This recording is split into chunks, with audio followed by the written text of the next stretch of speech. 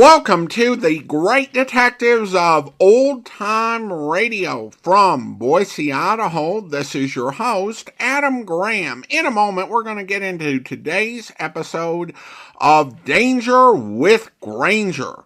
But first, I do want to encourage you, if you're enjoying the podcast, please follow us using your favorite podcast software. You can support the show over through our PayPal link at support.greatdetectives.net. Thank you to RA for supporting the program that way. You can also become one of our ongoing Patreon supporters for as little as $2 per month at patreon.greatdetectives.net. Well, now it is time for the episode Hired Help.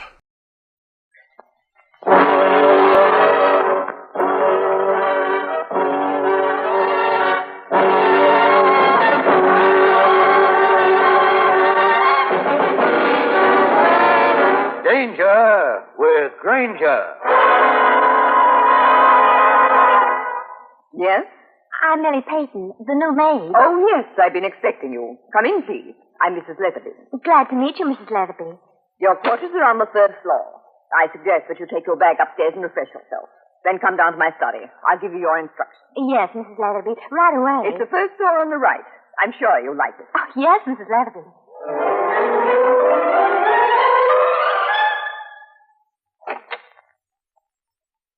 Hey, Millie, what are you doing here? Louis, I didn't know you worked here. Not so loud. What are you doing in this place? I got a job as a maid.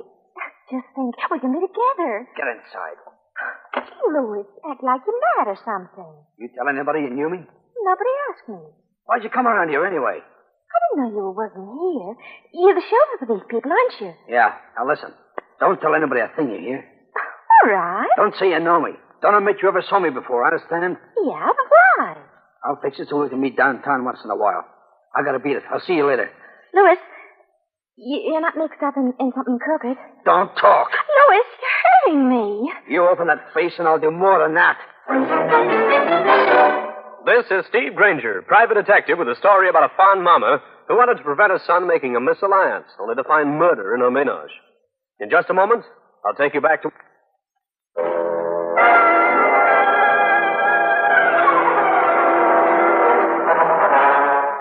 This is Grainger. It was August, when vacations were the vogue, and business was vaguer than an absent-minded professor suffering from amnesia. I was suffering, too, from the heat. Grainger speaking. Mr. Grainger, this is Mrs. Manfred Leatherby. I'd like to have you come out to my residence. What about, Mrs. Leatherby? It's a matter of such importance that I can't discuss it over the telephone. You shall be amply repaid for your time. Uh-huh. You'll come out immediately? Why not? My best offer of the day. Mrs. Manfred Leatherby tossed me an exclusive address in Westchester. When I got there, I found the house was Southern vintage with 4 white pillars, one of which turned out to be the butler. A minute later, I was closeted with Mrs. Manfred Leatherby. I'm glad you were so prompt, Mr. Grainger. This matter is very important to me. The girl is absolutely no good. What girl? Beverly Elkin, the girl that Dexter wants to marry. Dexter's my son. Do I gather that you want this marital venture broken up? I do. Does he have money? Only what I give him. Turn off the supply. That'll bring him round. Not Dexter. He's very strong-minded. I want this girl investigated, and I want to know where they go and what they do. I've already thought out a scheme whereby you could be introduced into the house as a family friend. My husband Manfred can be found any afternoon in the city. At the Sheepshead Hotel, in the bar. It should be easy to strike up an acquaintance with him. Fine. That's all I need. Good. Well, I might as well get right on my way. Who's that? Sounded like the maid. Oh, Mrs. Leatherby! Mrs. Leatherby! Oh, Billy, for heaven's sake, what's wrong? It's the chauffeur. He's lying on the floor of his room. What? Mrs. Leatherby, I think he's dead. The young maid was right. When I found the chauffeur, there were no marks on him to indicate how he died. I did my duty and called the police. They arrived, went through the routine, and took the body away.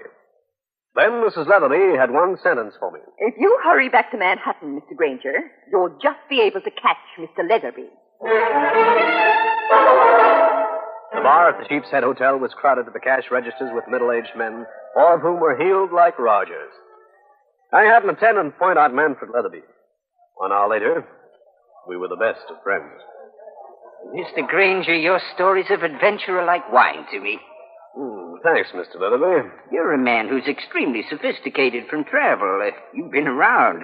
All I've done is play the stock market, finance a few enterprises, and go home tired. No vacation? Oh, Europe last year, South America year before, Orient a few times, but nothing like you've done. No. Look here, Grainger. Are you busy this evening? Oh, nothing too important. Well, how about coming home with me? You can be my guest for dinner. Like to have you. Spend the night if you wish. Like you to meet my son, Dexter. Dexter?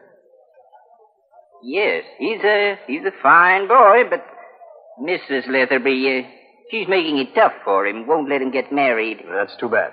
You come along with me. You got 12 guest rooms. Might as well use one.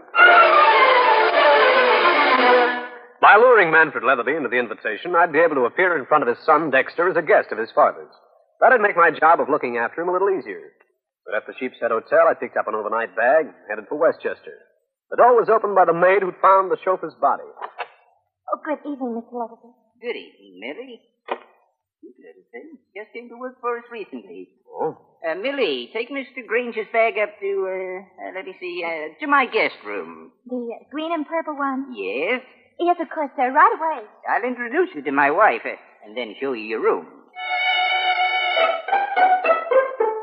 Mrs. Leatherby's act, as though she'd never met me till tonight, was well done. She broke the news of the chauffeur's death to her husband. Then he conducted me to the door of my room and left me to freshen up. This was my guest room, done in a bilious purple and a green so fervent it was overwhelming. It had a large bed, comfortable chairs, and an occupant, the young maid, Millie. Oh! Well, if it isn't the little maid. Yes, sir. See, you've hung up my things. Very nice. Thank you. See, you've unpacked my bag, too. Very nice. Thank you. See, you went through it pretty thoroughly, too. Come here. Don't, mister. Don't hurt me. Why'd you search my stuff? I was afraid. You're afraid, so you go through my bag. What do you suppose I got in my pockets? Mousetraps? I didn't mean that, mister. I'm scared on account of Lewis, the chauffeur who was murdered.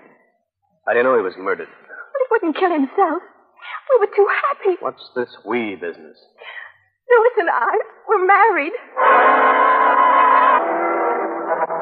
This came as a bit of a shock, this news of the marriage between the dead chauffeur and the very live, very pretty young maid, Millie Peyton.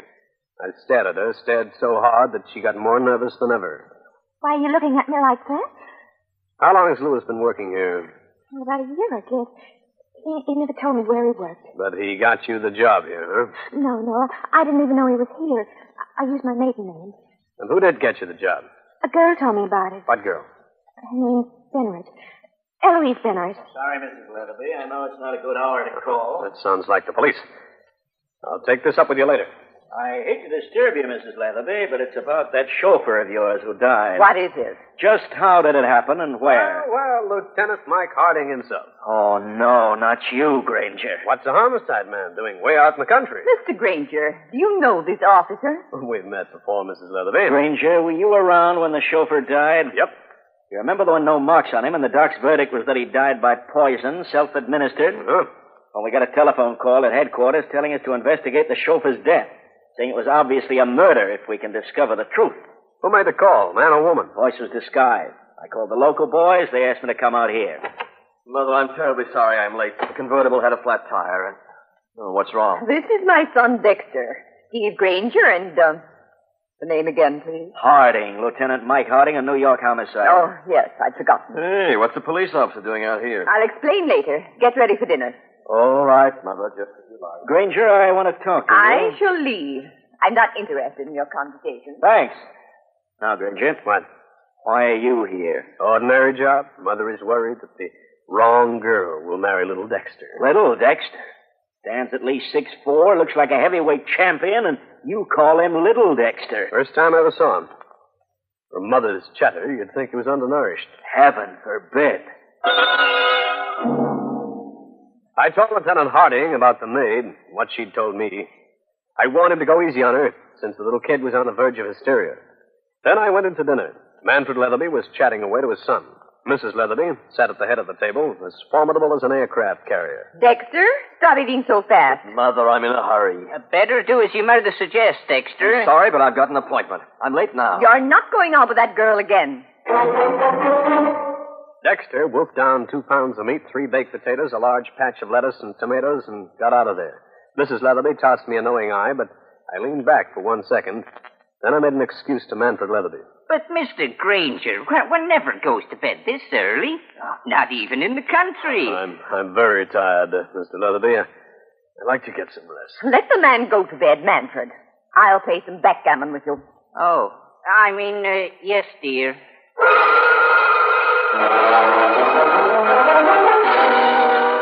I got out of the station almost as soon as Dexter. I sat 1 car in back of him. Saw him meet the girl at a quiet cocktail lounge in New York. Later, I watched them being seated in a more quiet eating place on the east side. The girl was neither homely nor beautiful. She was just another girl. I ordered something and made a mistake. I let Dexter get a look at me. 10 minutes later, he loomed over me as big as a house. Stone house. Well, Mr. Grainger, I thought you were at the house in the country. Yeah, I was, Dexter, but I got a call. Had to get back to town, meeting a man shortly. Oh, too bad. I thought you'd join my fiancée, Beverly Elkin, and me. We're over there. Oh, is that where you're sitting? I didn't even notice. If you've got a minute, come over. I'll introduce you. I'm sorry, but I have to leave. I'll be seeing you. Don't stay out too late. I never do. Oh, wait. I'll walk you to the door. I walked along with the young man, feeling like a tug in tow by a steamer.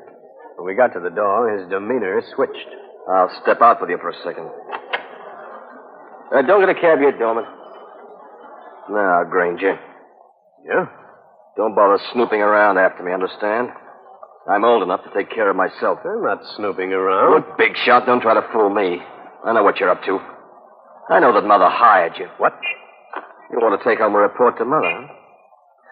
Well, see this? It's your fist. So what? So if you don't want it smashing up your nose, keep it out of my business.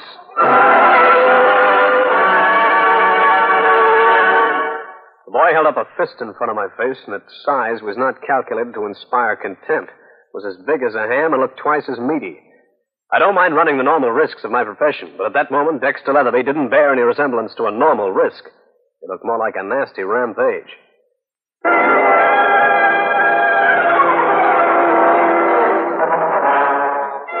After throwing me a final glare of dislike, Dexter Leatherby went back into the restaurant. I decided there was no point in standing on the pavement shivering at the prospect of what the hulking youngster might do to me.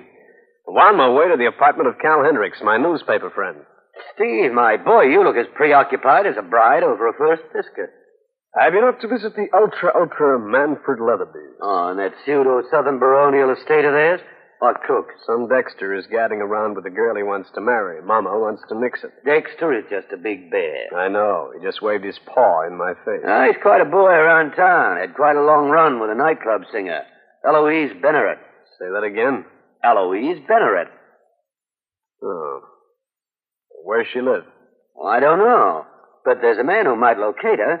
Name's Norman. Runs the Ship's Grill over on 10th Avenue. Yes, I'll step over to the Ship's Grill. Take along an anchor or you'll drift. Quiet or I'll sink you.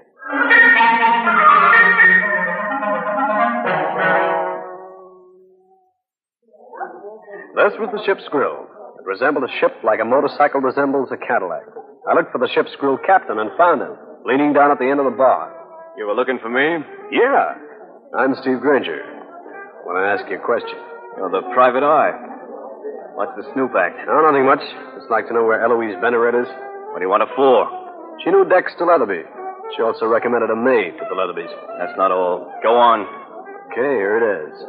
Dexter was to marry some gal named Beverly Elkin. She's a society bud, but the bloom isn't big enough for Mama. And the old lady wants it killed? Yeah. Where's Eloise fit into this? I don't know. I'd like to find out. Here. I'll write down an address. Go there. Maybe you can do yourself some good.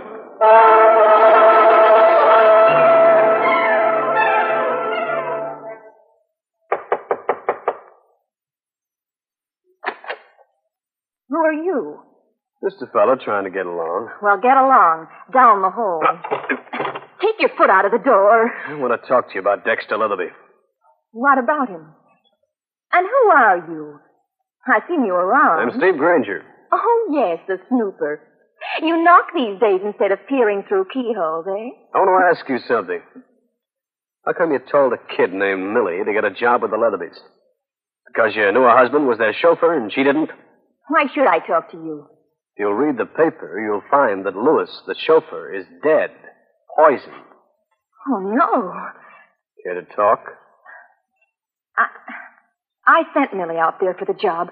I wanted her in the house. I wanted her to find out something for me. What?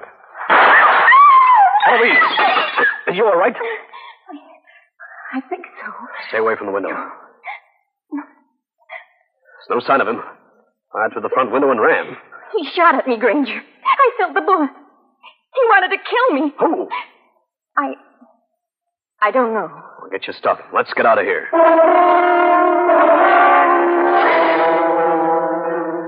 I waited while Eloise Benneret got some things together, and we headed towards the front door. As I opened it, I found an unpleasant shock in front of me. Its name was Lieutenant Harding. Well, Grainger. And you were around every time a shot is fired in New York? You're too complimentary, Lieutenant Harding. Who's this? Eloise Benneret. Oh, yeah, the singer. What happened? Somebody threw a slug at her. Why?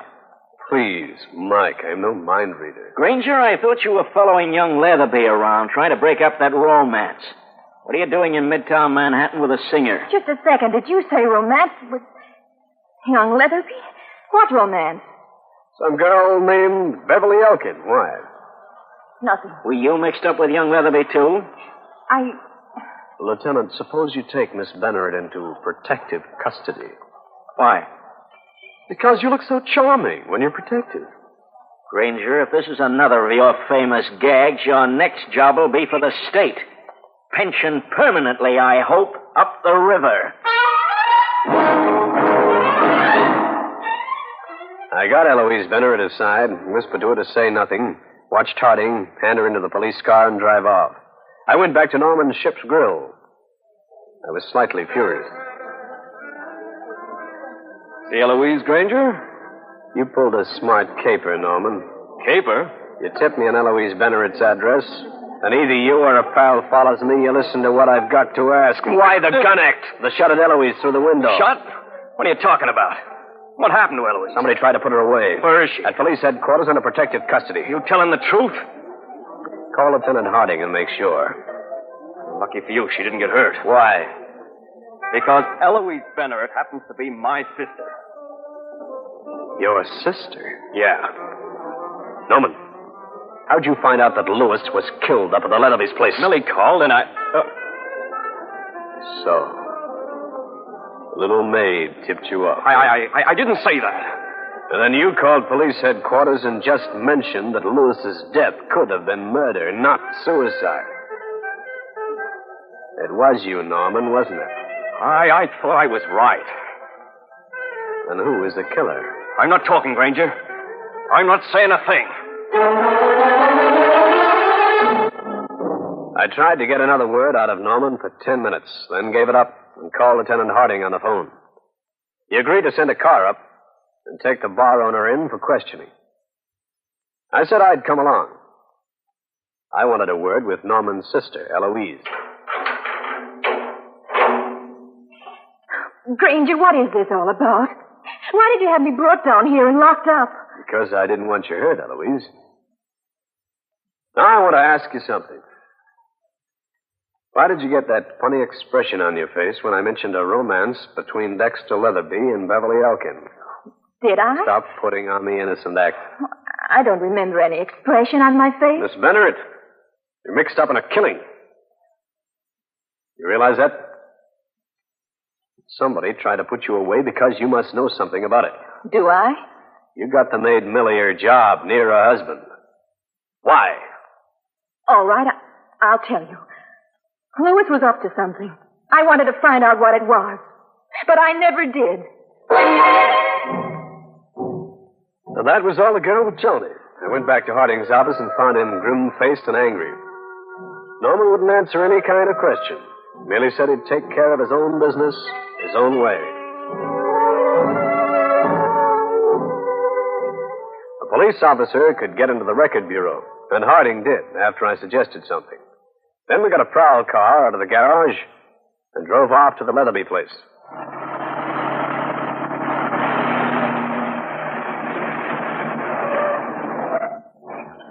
I hope you're right, Grainger. Yeah, so do I. How are you going to get into the house? Wake up the butler. Are you crazy? You'll wake up everybody. You forget. I'm a guest here.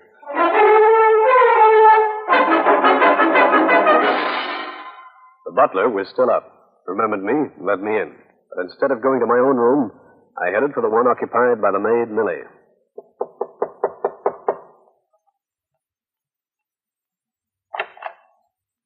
Mrs. Grainger, don't make a sound, Millie. What do you want? Close the door. But Mrs. Leatherby... Never mind Mrs. Leatherby. I want to know something about you, Millie. What? Why did you go through my bag? Because you knew Lewis was up to something? Because you thought I was either a gangster or a cop? I was afraid of you. And you warned your husband Lewis, didn't you? Not to go through with what he was doing. Tell me the truth. Yes. What was he doing? When I walked into his room, he was writing a note. I slipped it off the desk. Where is it? I destroyed it. Was it written to Dexter? Did it ask for money? Yes. Is that what Eloise wanted you to find out? Yes. Yes, it was.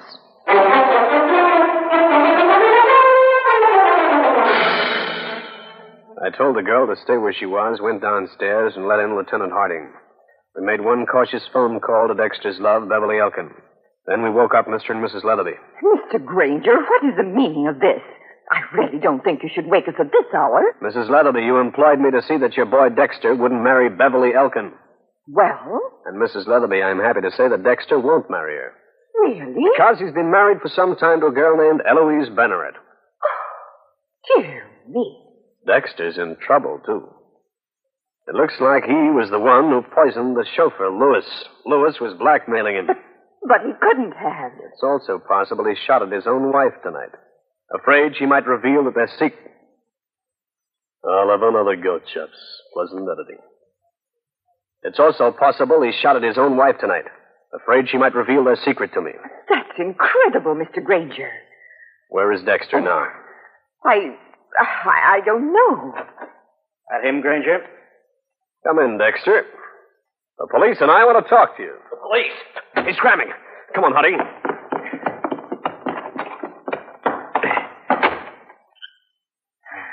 Wonder which way he went. Certainly dropped out of sight. Hey, there he goes. Over to that other place. It's one of those big houses. Looks like it's been closed. Look. It's running up on the porch. Look out, Grainger. He's gone inside. Hey, this place is rotten with age. Yeah. Hold it. You got a light? Yeah. Shine it up those stairs. Okay, Dexter. Come back down and we'll shoot. Come and get me. You're under arrest. Come on, come down. Harding, look at that stairway. It's giving way. Dexter, look out!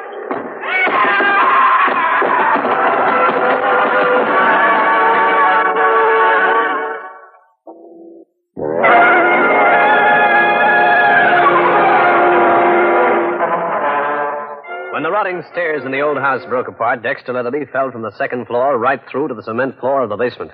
He lived long enough to confess the poisoning of Lewis, the chauffeur, and shooting at his own wife, Eloise.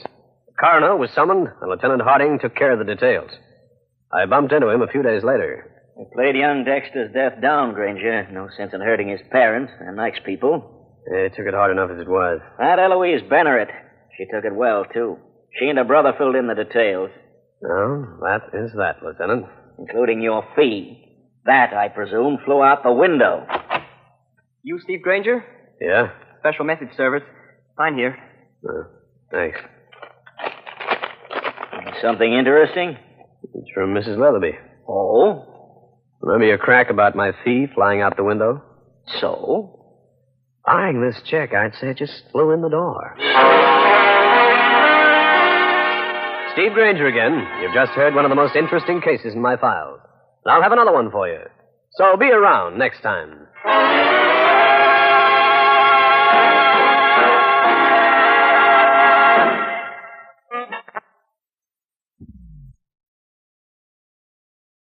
Welcome back. Well, once again, audio issues aside, I thought this was a really good mystery, particularly operating within the time limits that it had as a syndicated show.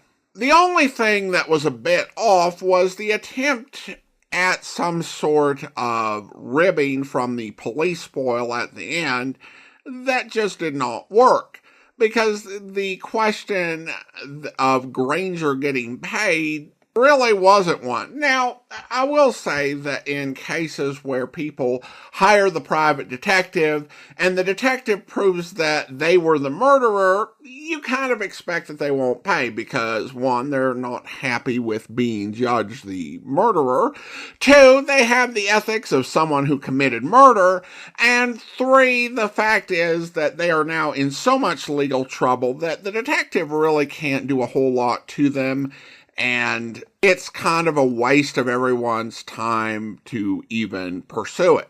When it comes to a case where the detective just finds out something that the client doesn't like, whether they like it or not, they are going to pay up.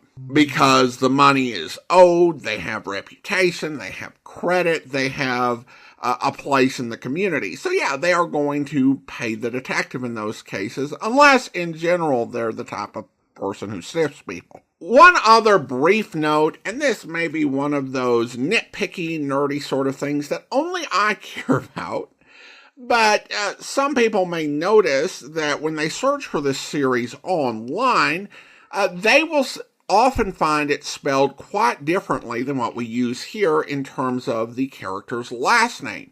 We spell it Grainger, but there are many sites, and maybe the plurality, that spell the character's name without the I. I was going with the spelling with the I, but Andrew and I were kind of going back and forth on it because there were a lot of sites where it was spelled without the I. And I found it was almost, this site said with an I, that site said without an I, who actually was right.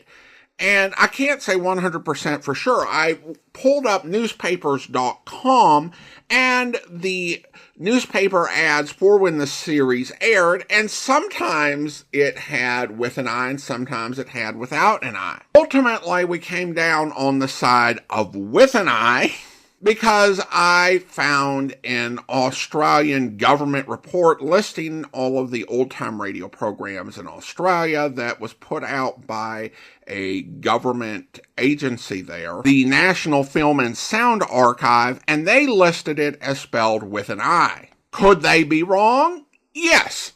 But it's about as definitive as we could get. So for now, it is Grainger with an I. Listener comments and feedback now. We go to YouTube with a comment from Saysoft regarding the episode of The Falcon, The Case of the Big Fix. Aw man, you beat me to the Blue Nash joke. Well, Saysoft, you and I think one other person, at least on YouTube, were kind of carrying the whole Blue Nash thing for the run of The Falcon.